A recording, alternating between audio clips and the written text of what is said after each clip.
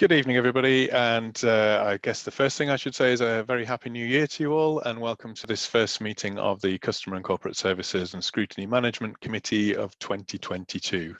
Unfortunately, we have got a technical issue, which means we are unable to broadcast the meeting live this evening, but it will be recorded as live and will be uploaded as soon as the meeting is completed and we're able to do so.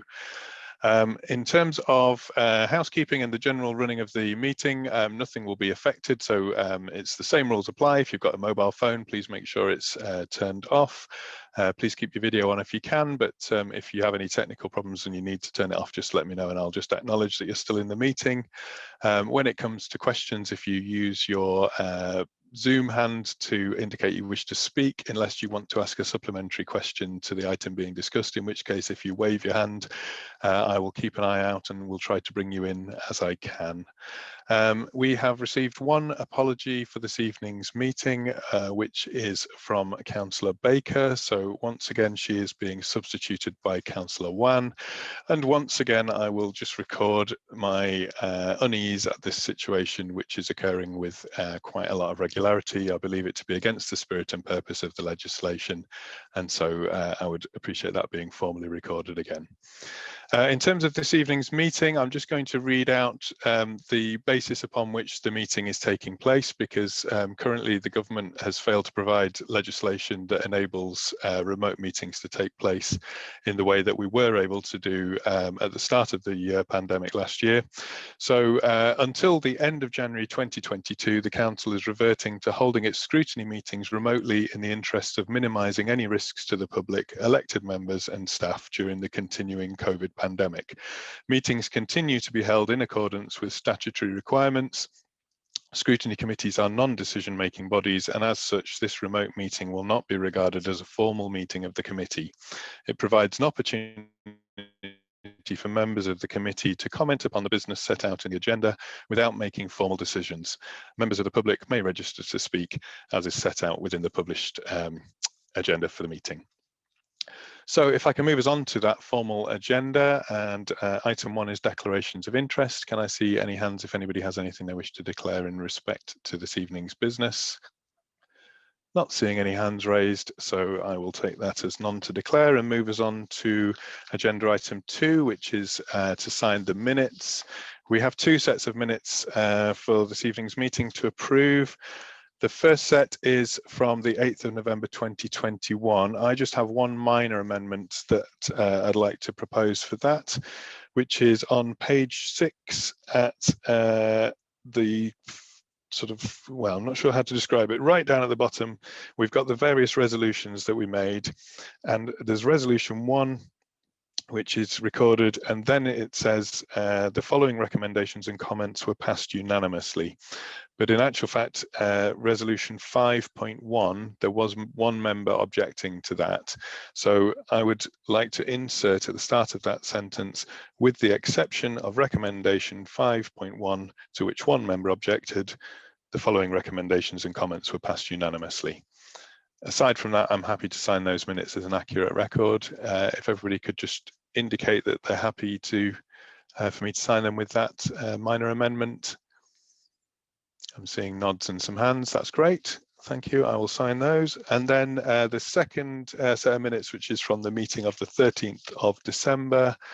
I had nothing to amend, but just to note at minute 43 under the resolve, we asked for further sickness and customer centre data to be circulated to members for information, and that happened the next day. So it's just to record that action was done. Again, if everybody's happy that I sign those minutes, if you could just give me a wave or a nod or something to indicate acceptance. Brilliant, thank you very much. So I can now move us on to agenda item 3, which is public participation, but we don't have anybody registered to speak, which means we can rush straight on to agenda item 4, which is the public health update. So we are joined on screen by Fiona Phillips, who is the Assistant Director of Public Health, and Pauline Stutchfield, who is the Director of Customer and Communities at the Council. I've asked Fiona to give us a presentation and an update on the current situation with regards to COVID. And then I've asked Pauline just to give us a brief overview of what's happening in terms of council services and anything that's been affected and any contingency that might be in place, particularly in light of if we have any sudden surges of absences and that sort of thing. So I will ask Fiona just to give her presentation very shortly, but I'm just looking in the bottom corner of my screen and realise that I haven't introduced Rachel Antonelli, who is the Deputy Monitoring Officer. So my apologies, Rachel. You're here just to kind of keep us on track throughout the meeting, just in case we need to call on you for anything. But over to you, Fiona, if you would like to give us your presentation. Thank you. Thank you. So yes, we're going to share some slides on the screen with you, just so that you can see the data that I'm referring to. So if we come on to the first slide, I'm sure you're aware, but obviously since the last meeting, quite a lot has changed in terms of the number of cases that we've had in the city, which mimics the picture that we've seen across the country. And this is largely as a result of the Omicron variant. So what you can see really since December, our numbers were growing sort of exponentially. They are still increasing, and our validated rate at the moment is actually just over 1,800 per 100,000. That's the highest it's ever been throughout the pandemic. But if you look at the validated rate of cases there, it's 1,400 per 100,000. So we think potentially that we may start to see those numbers going down. The only caveat that I'm going to give to that is obviously schools have been off and they've only been back for a week. So it's too early to say we've definitely seen the peak and cases will continue to drop now. Obviously, with the schools being back, we might see cases within school-age children rising again. So I think we're just going to have to wait and see what happens over the next week, really, on that. But as you can see there as well at the bottom, our position within the region is that we've got one of the lowest rates in the region at the moment, but you know, it is very changeable at the moment. So if we go on to the next slide, this shows where we are in the position across all of the country. So kind of below halfway up, so reasonably low rates compared to the country as a whole. So it just goes to show actually, you know, the impact in some areas and the case rates extremely high. Just going on to the next slide. So this kind of refers to the point I was talking about a moment ago. So if you remember when we were showing these kind of graphs before Christmas, the highest rates had been in the 5 to 9 and the 10 to 14-year-olds. What we've seen over the last few weeks over the Christmas break is that the rates have been highest in the kind of 30 to 50 age groups. So obviously with schools being back, we might start to see those younger age groups going up again. So difficult to say what direction the case rates will go in the next couple of weeks. Just looking at the next slide, this is the thing that we particularly monitor around the rates in the over 60 population. So this is the group who are more likely to get sicker with COVID. So we always keep an eye on those. And as you can see, the rates in this group have been rising as well.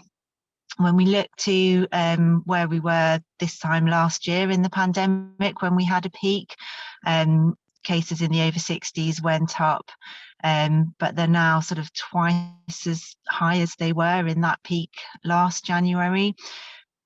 Obviously, the big difference here is that at this time last year, we had a largely unvaccinated population. So although the case rates are very high in this group, we know that we've got pretty good uptake in the 60 plus population, and I'll show you some of the data on that in a moment. So just looking at the next slide then. So Something that we also monitor is our positivity rate. So of all the people who are having a PCR test, what proportion of those are positive? Now, as you can see, there's been a huge increase here. So almost half of everybody who goes to have a PCR test, it comes back as a positive result. That's the highest it's ever been throughout the pandemic. Some of that is probably due to testing policies. So what we've had over the past period is that generally a lot of people have been using PCR tests, and then when they have a positive PCR test, people have been using lateral flow tests, and when they've had a positive lateral flow test, they've then gone to have a PCR test to confirm that, and lo and behold, that's come back positive. So you'll probably be aware that from tomorrow, that national guidance changes, in that if you have a positive lateral flow test, you just accept that that's a positive and you don't need to go for a follow-up PCR test. So we'll probably see that positivity rate come down with that new policy coming in. But yeah, it's quite a sort of staggering picture that we're seeing in terms of the positivity rate there. If we just come on to the next, so this kind of explains really what I've just been saying in some respects. So this is the data that we have in terms of which variants are most prevalent in York, and what we can see is that pretty much all of our cases in York are the Omicron variant. So we know that that is highly transmissible. We know that people who have had Delta previously are getting the Omicron variant, and we know that even though people are fully vaccinated people are also testing positive with Omicron, although being less ill with it. So this really accounts for why we're seeing such high cases in York and across the country. So we go on to the next slide. So this is the estimate from the COVID Zoe app, which is based on a sample of people who enter their data in terms of their symptoms. So it is only an estimate, but it does give a reasonably good kind of view about what's happening out there in the community. So this kind of shows what we think we might be starting to see in our data, that we may well start to now see a drop in cases. So yeah, that would be good if we do, but as I say, this is just an estimate. Going on then to the next slide. So I guess this is the important bit really. So yes, we've got very high case rates, but what does that mean in terms of serious illness? So people in hospital. So before Christmas, our rates were, kind of mid-20s people in hospital, and that was around about the figure. So what we've seen is that gradually increasing over Christmas into the new year, to we're at a position now where we've got just over 60 people in York Hospital with COVID. So that is a worse picture than we've seen before.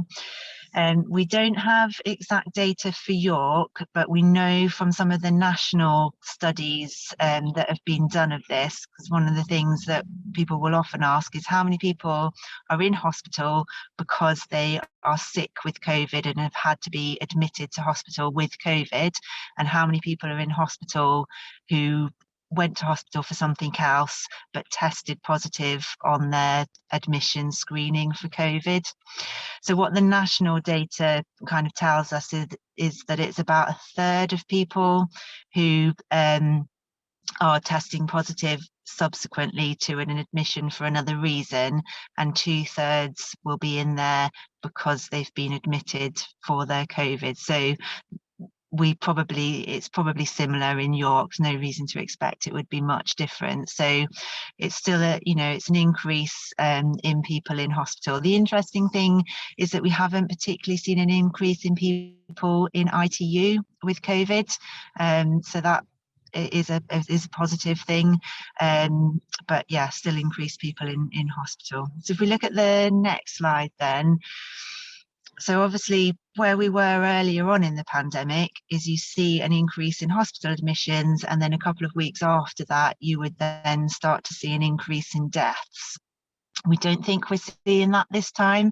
So we are still getting deaths from COVID, but they're not increasing in line with the increased number of cases and with the increased number of people in hospital. And that will largely be due to vaccination making it less serious, and also the advances in treatments for COVID as well that we now have.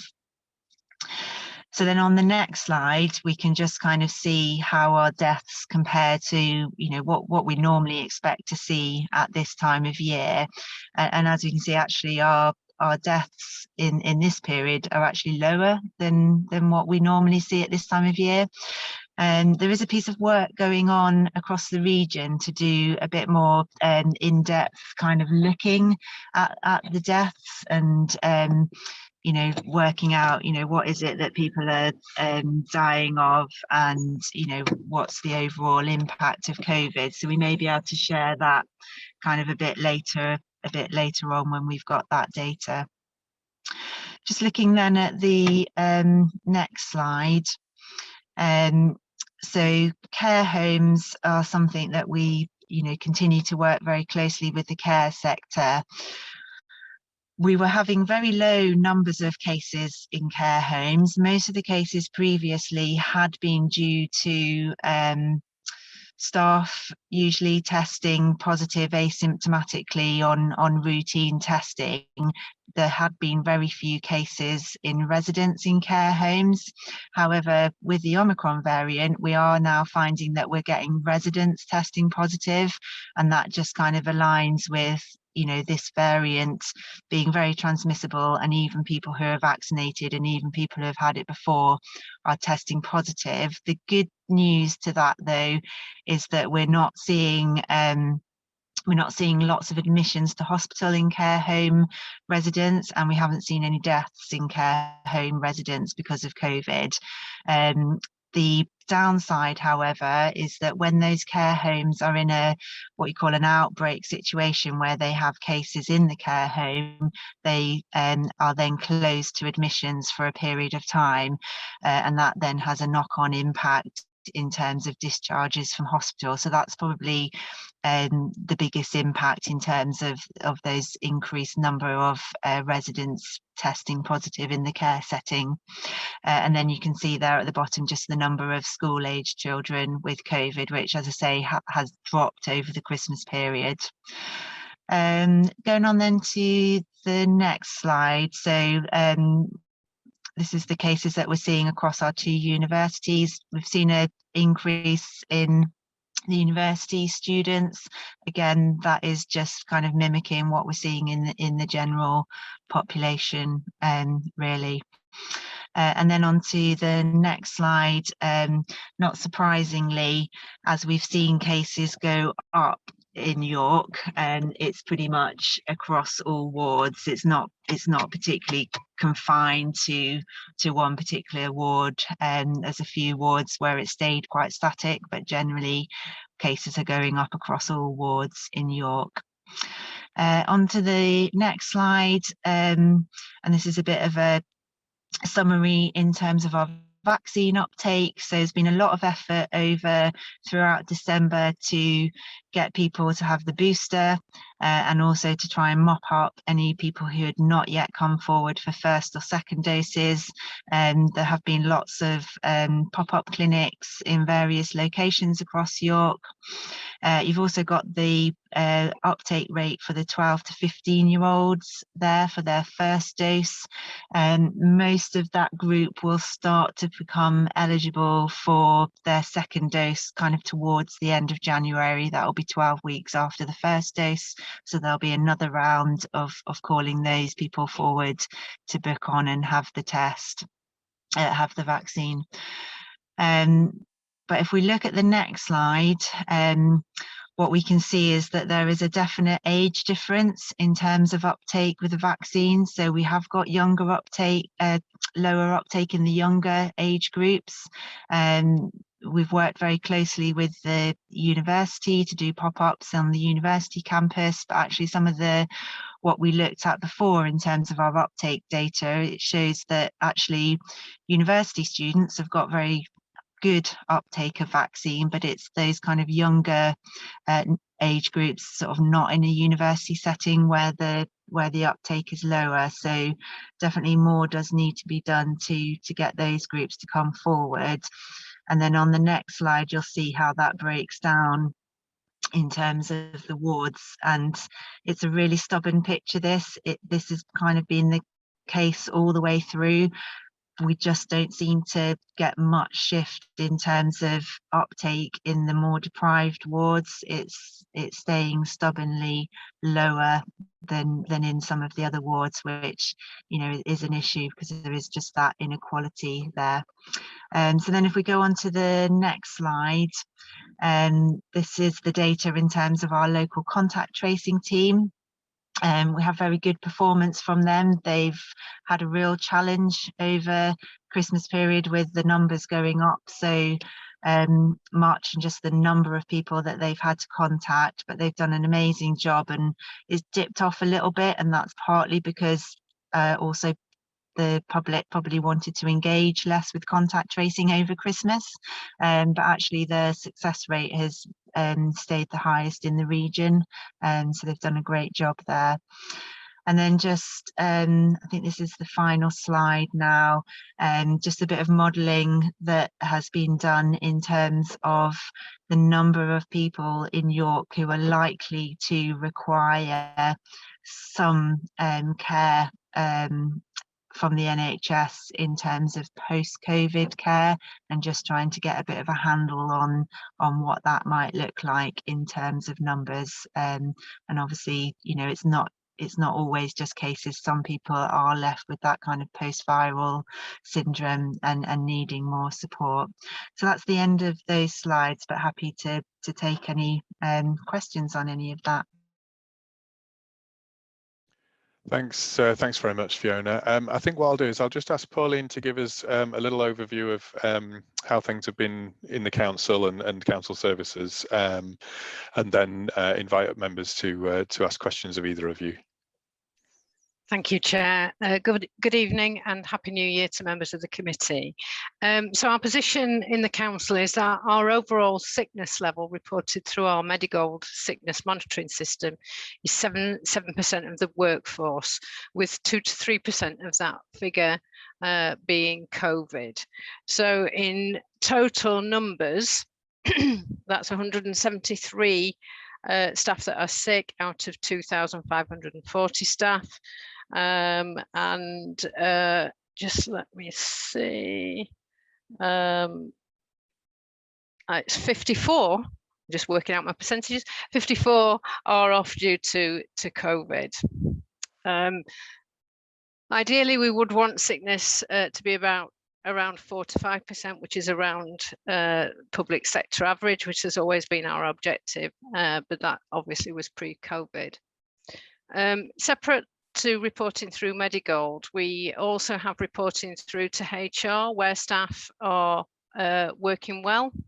They have COVID, they've tested positive, but feel fit enough to continue to work, and they're working from home, so they're in a safe working environment. And we've got around 20 staff as at today that have tested positive but are working from home. The services that are running at over 10% sickness are building services and housing. And just to put that into context, in building services, of the 15 people off sick, 4 people have COVID, and in housing, of the 18 people off sick, 7 have COVID. So hopefully that gives you some of the context. I've been asked to respond to, you know, how we plan should absence levels reach for example, 10, 15 or 25% levels that government recommend we prepare for. I just want to put into that into context in terms of how we responded. to the first outbreak and what we've learned since then. So we've been here before and we're experienced in putting in place business continuity solutions. A large part of this response in the first lockdown was making the arrangements for people to work from home if it is possible for them to do so. This has transformed certainly our back office services, and in respect of the front line, we can operate the customer contact centre, for example, substantially from home, excepting those employees who don't have the space at home or for health and wellbeing reasons can't work from home. The other element of our response was to redeploy staff from services which were closed and redeployed them to priority services. And some of the skills and knowledge gained during that time can be reused again. The other element to consider is that our services are varied and disparate in size and function. And so taking action when we hit a percentage of absence wouldn't be suitable to plan across all services. For example, in a very small team, 25% could be 1 or 2 people who could be critical to the service and could present a real risk to business continuity, particularly if they work together. In another much larger service, they may still be able to function with 25% unavailability and still be able to mitigate the loss through temporary flexible working practices, such as overtime and or rotas and shift working. So our pure consideration, therefore, in our business continuity planning in York is to run secure and safe essential services. So in terms of our response to the current Omicron outbreak, each individual service has its own business continuity plan that is activated, and this is dynamically risk assessed, so changes day to day in line with government guidance to ensure that they account for safe systems of work to prevent infection rates and ensure that our staff continue to work in a COVID safe environment. As I described earlier, it may be that some services will look to reallocate staff to business critical roles from other service areas, and this would be done in conjunction with HR and the relevant director. This is certainly the system we have in place, for example, at York Crematorium, which is a small team, and we have trained staff from other areas of the council. We also are operating temporarily rotas. Where this is necessary, training and skills matches are considered to ensure that the reputation of the service is upheld and that residents and service users are provided with an appropriate level of service, even if this is a reduced level for a short period in cases where non-statutory and non-urgent services can be reviewed. Our utmost priority is ensuring that as many of our services can be delivered, but this must be safely. We will, of course, risk assess any changes to services, including any impacts on equalities. For services that are customer facing. Communication is key, and through our various platforms we can access, we'll use those and the communication team to address any changes quickly. And we certainly have the web team within customer services, so we can respond quickly to any messages we need to get out to the public. We also work with partners across the city to ensure they're aware of any changes to services and work collaboratively and support each other as required to deliver services to our residents. Again, we're working with York CBS with volunteers to support residents in the hubs, although we're not seeing a huge return to any of the activity that we did in the first lockdown. And we've supported with volunteers through the vaccination programme as well. We receive daily data on absences and the working well that I've described. That's those that have tested with positive with COVID, but that can still work from home, so that we have the best picture possible on workforce absence. We raise and discuss risk areas at CMT every week, including agreeing priority services, and will of course ensure members are made aware should we need to start to consider activating any of those alternative business continuity plans. In terms of testing and vaccination, some of our priority services were the first in line for vaccinations, and testing facilities are currently being prioritised and made available for our key staff. And Fiona, again, can answer any questions around that, because I know she's prioritising at the moment testing facilities to make sure our staff can have access to lateral flow tests. So that's my update. Thank you, Chair. Thanks very much, Pauline. That's really helpful. Thank you. So members, if you have any questions, if you want to just raise your hand within the Zoom function now, and I'll bring you in the order that I see you. And Councillor Rowley was first off the mark. So over to you, Martin. Thank you, Chair. So sorry, it's a question for Pauline. Pauline, thank you for that. And Fiona, thank you for your update as well. Pauline, do we have any staff members that we know to be off on long-term sick due to COVID, and if there are there any special circumstances that we're taking into account in terms of ensuring that their welfare is taken care of? The answer is yes, we have some staff that are suffering from long COVID. Some are off sick and some have returned to work. But Fiona, do you know a bit more than I do about what support we're putting in place for them? Yeah, I'm not actually aware of the sort of overall numbers. Yeah, I think that would have to be something we'd have to go back to HR and have a check on that, and could report that back. Oh, we do have, as you're aware, as a lead committee on staff wellbeing and health. Where we have long-term sickness, we have support mechanisms in place for staff, including occupational health. And as Fiona says, we can provide the statistics around that. So I think what might be helpful, next month we have an update on the organisation development, both internal and external. And so perhaps we could just ask for a little bit of update around what we're doing to support any staff with long COVID as part of that update.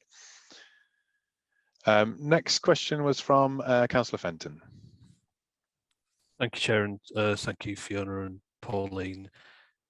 Fiona mentioned of those in hospital with COVID, a third were admitted for other reasons, and 2/3 with COVID as the primary reason for admission.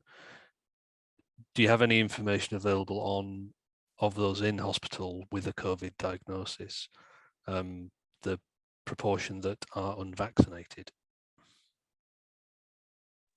Yeah, so again, it's something that we regularly ask. So always trying to find out, are the people in hospital unvaccinated? Do they have other, underlying conditions that mean, that they're more likely to become ill with COVID? It's really hard to get a definitive answer on that. So all that we're told is kind of anecdotally, and people who tend to be in hospital admitted for COVID tend to be unvaccinated, but the data just isn't routinely collected, and I can't get a definitive, X% on that, I'm afraid. Thanks, Fiona. Just before I bring in Councillor Orrell, just a supplementary to that, because you mentioned that the 30 to 50 age group, I think, is where the infection rates are highest at the moment. And do we have any sense of whether that's partly because they perhaps haven't had their boosters yet, or have been not had? I don't know how long it takes between having your booster and getting the benefit of it in terms of better immunity. Is there any sense that that's also a factor within it, or is it just about coming together over Christmas and that sort of thing? Yeah, it's probably, it's a bit of a mixed picture, but yeah, it takes about 2 weeks from having had your vaccine to to getting the most benefit from that. So there certainly will be a proportion of those who either haven't quite, it's not quite the 3 months where they can have their booster, and then some who've only just had it, but it hasn't had effect yet. There's an element of some of those will be parents of children who got COVID at the end of term, and then it's spread through the family over Christmas. Like you say, the Christmas mixing, and then also the other factor of, they're the working population who weren't having a holiday perhaps over Christmas and were out working, particularly those who are working in the hospitality sector. you know, and come into contact with a lot of people. So it's probably a mixture of all of those factors. Thanks. Councillor Orrell. Yeah, thanks Fiona for, as ever, a very informative report. It may be too early to have any data on this, but different countries in the UK and indeed across the world have different regimes and restrictions on in relation to Omicron.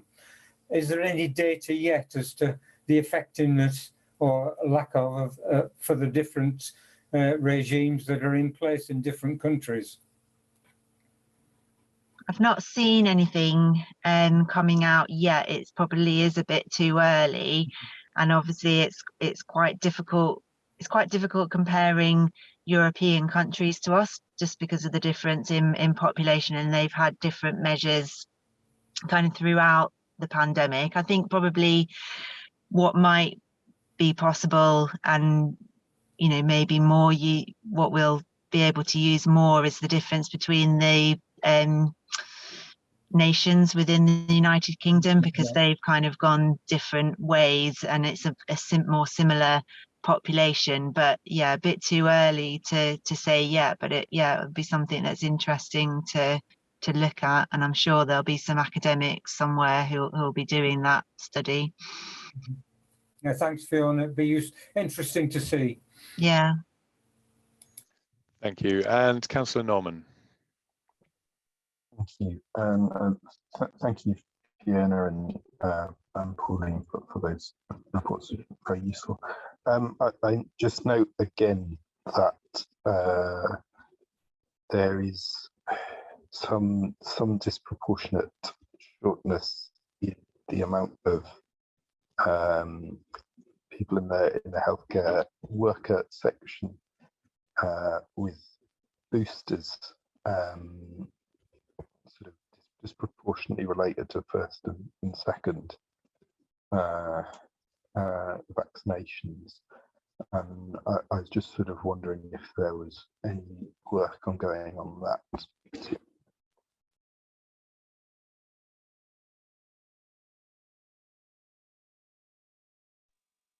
Sorry, I'm not sure I quite got the end of that question. Sorry, this is in the workforce, was it? Sorry, yeah. Apologies if I'm a little slow. With regards to the when we're looking at the statistics of rates of vaccination and boosters, on that, obviously talking about the shortness with younger people, but also in that data there is some lower than you would expect numbers with with booster numbers. So just if there's any sort of acknowledgement of that and work ongoing.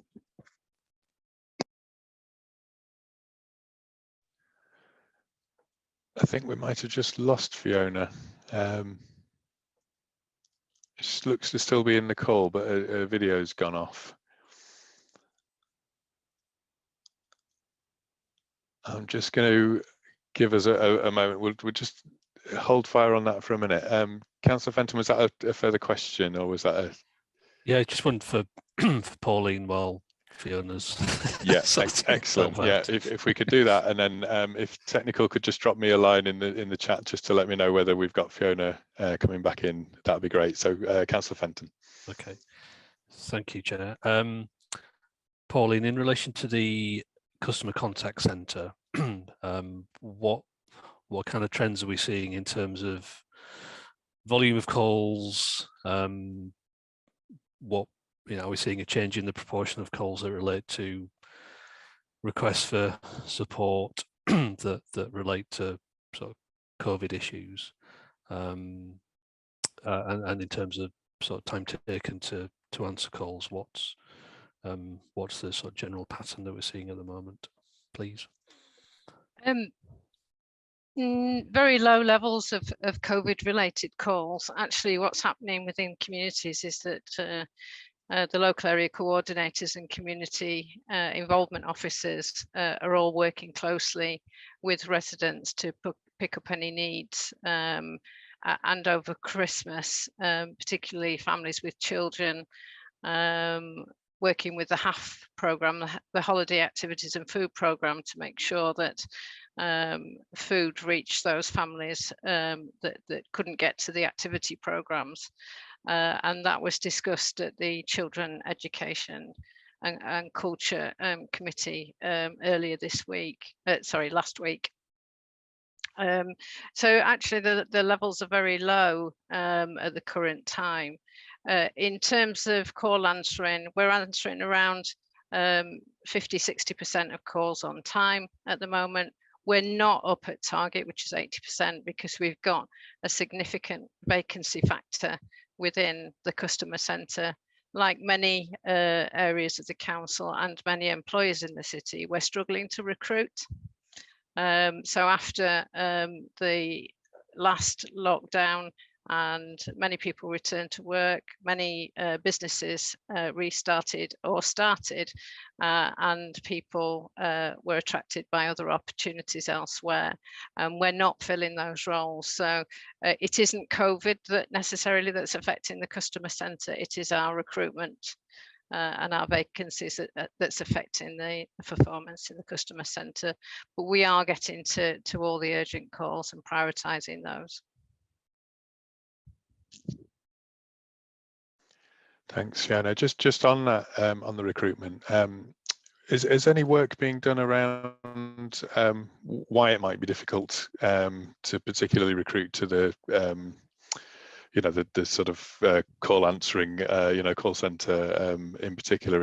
And is there anything that perhaps could be done to either change the attractiveness of the offer, or you know, something about the working environment that might make it easier to recruit to, you know, in the longer term? Because obviously if it's not COVID related, it perhaps is something that we do need to address. It's across a range of our services. So we've lost people in ICT, we've lost people in business support, because they can get better pay elsewhere. To an extent, in a customer centre, the challenge is that they're dealing with very difficult situations, and our customers are going through a really tough time at the moment. So it's quite a challenging job. But when as I say, it's not just that service that we're suffering recruitment difficulties. We are, as you're aware, we're struggling in waste, we're struggling with social care. And there are plenty of jobs out there in York, and our staff are very skilled, very attractive to those employers. We are looking at the new head of HR who's joined us. I'm sure you'll meet her at the next meeting when you talk about organisational development. She's looking at all sorts of different ways that we can start to try and attract staff, not least looking at what we're asking in terms of our job description and person specification, and we're considering things like removing all qualifications and looking very much at skills and experience and qualities of people, particularly where we're providing fundamental training, where we're not actually asking for previous experience. We're also looking at whether we could ask for CVs rather than application forms, so it's not such a burden on people to apply for jobs. And we're also looking at the length of our job descriptions, because if you've seen any of our job descriptions, they can be quite significantly long, and I think we ask a lot of people, so we're going to review that as well. But again, I can ask her to come with some of the answers to that question about what we're doing to attract people to the next meeting, if that suits you, Chair. Yeah, I was going to say, I think that's certainly something that we could pick up through the organisation development at the next meeting as well. Fiona, good to have you back, and I hear you dropped out and will have obviously missed a little bit of the conversation. I don't know if you we're sort of at a point of being able to answer Councillor Norman's question, which I think was around vaccine uptake and you know, whether there was some anomalous data perhaps within a couple of the categories. I think that was sort of broadly where the thrust of that was. And then I've got a question for you as well. So I don't know if you wanted Councillor Norman to repeat his question, or whether you got the question and are in a position to answer.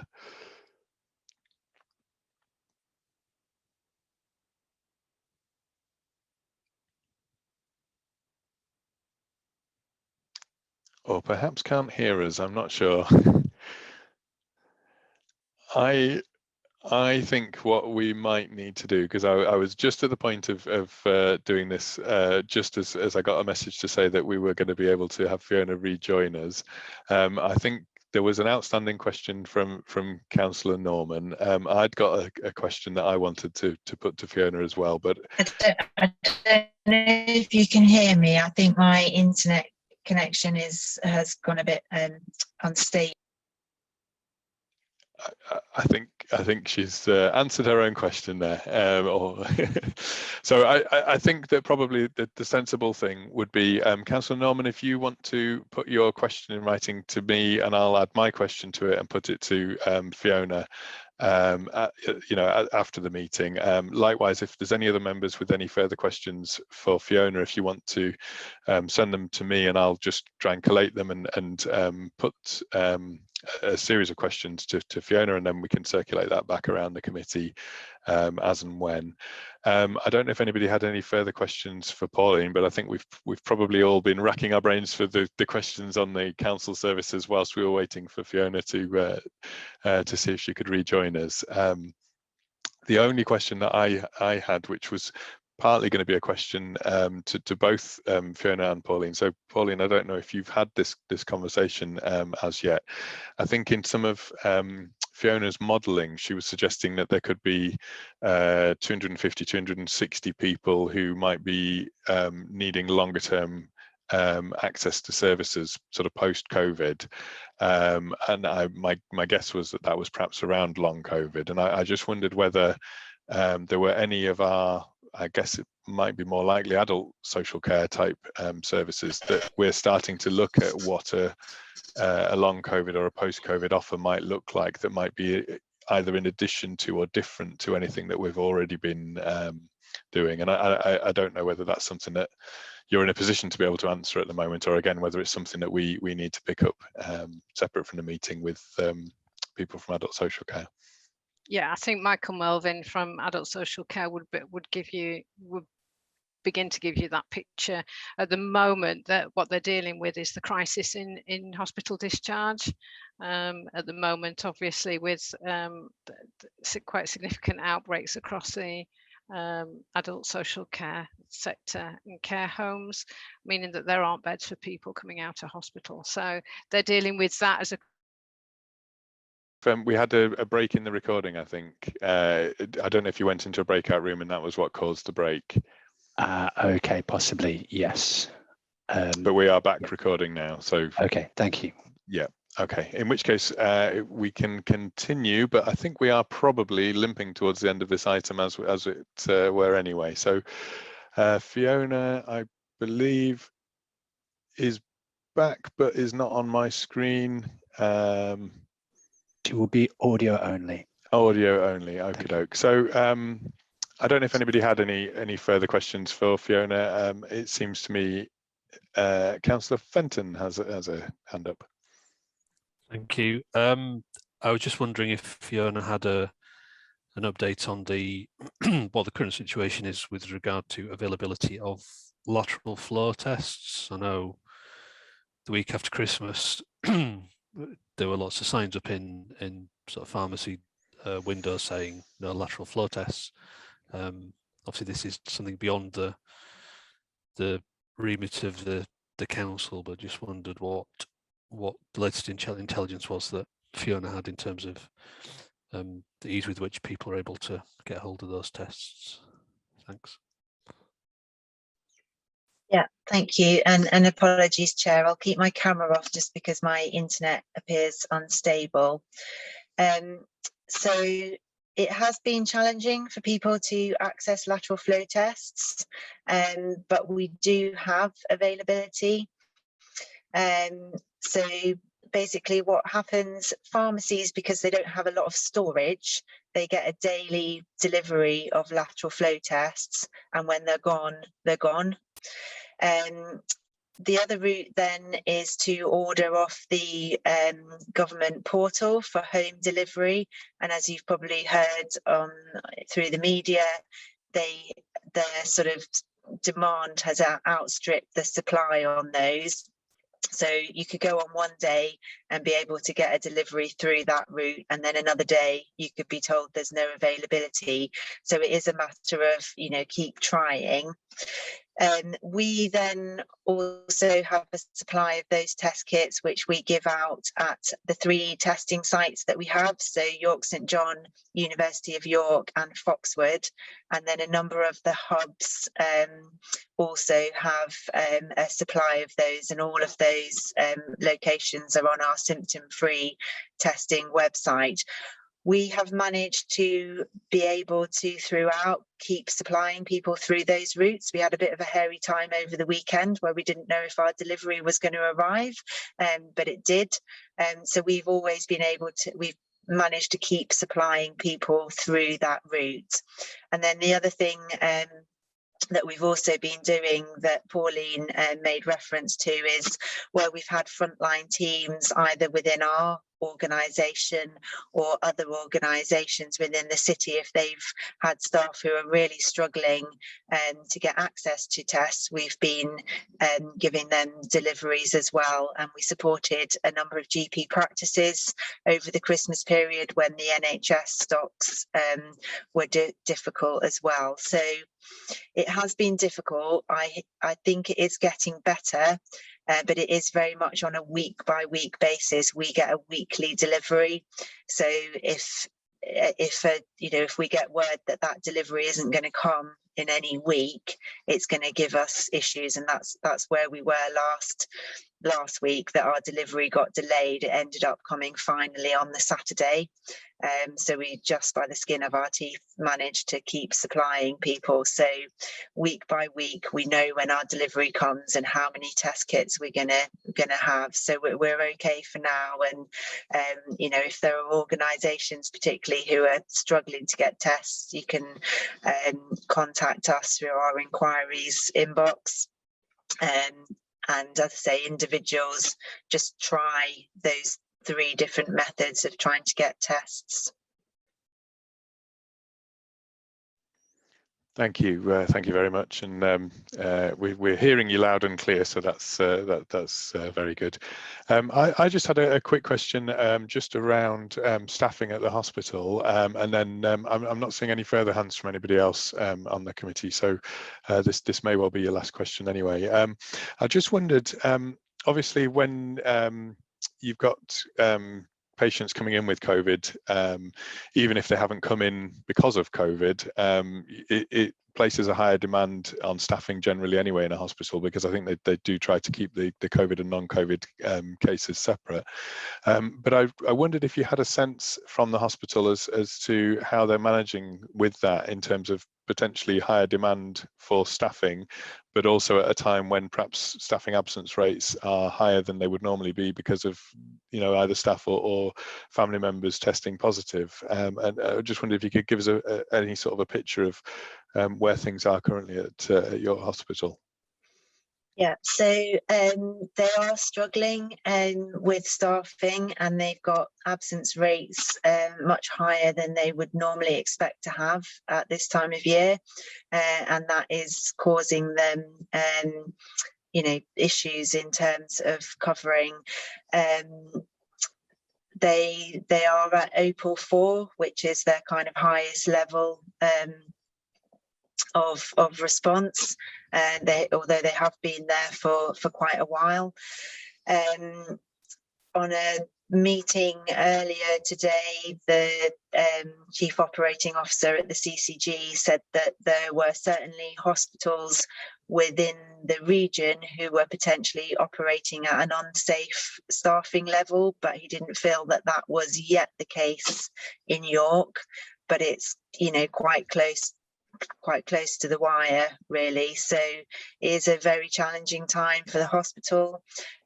Similarly, Yorkshire Ambulance Service are also having issues in terms of staffing levels and being able to maintain response times. So yeah, it's very, very challenging in the NHS related to staffing.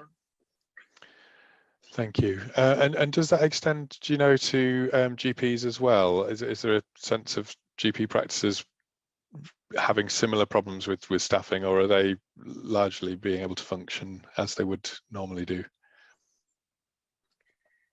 Yeah, I think it's a similar case across all health services, really. So obviously practices you know, can work in a slightly different way and share resource between different practices to support each other if there are a number of surgeries within a bigger practice. So, you know, they're trying to maintain service as much as they can and work with each other to do that. But yeah, very challenging.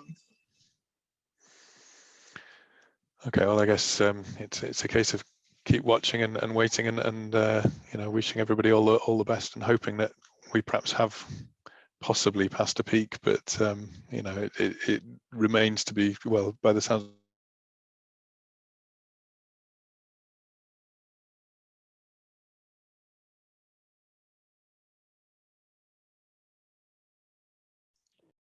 It's Richard here from the technical team. Things continues to be very peak is possibly you know, seeing any further questions. So I will just wrap up this here.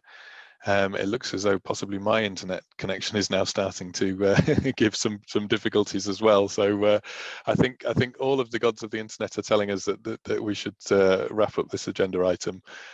So I will do that and say thank you very much and move us on to agenda item 5, which is the work plan. I just wanted to highlight an error on the work plan, which I had picked up when it was published on the council agenda as well, but obviously hadn't been corrected, which is just to note that there is no call in on the 25th of January. That's the 25th of January 2021. The date has been corrected, but it's still showing up in the 2022 part of the spreadsheet, so it just needs a resort. But just in case anybody saw Make It York SLAs as something that we might be looking at, we are not. We did that last year. Unless there's any questions about the work plan, I will move us on to the final agenda item. I'm not seeing any questions. So the final agenda is just to note that there is no urgent business, which means that I can now thank you all for your time this evening and bring the meeting to a close. So thank you very much, and we'll see you all next month.